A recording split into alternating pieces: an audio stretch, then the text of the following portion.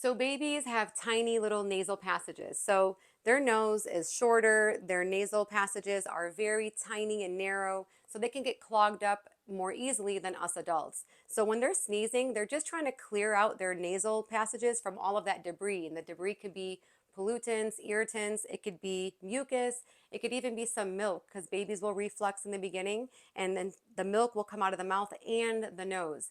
So they're just trying to clear all of that out. If your baby sneezes a couple times in a row, it's completely normal.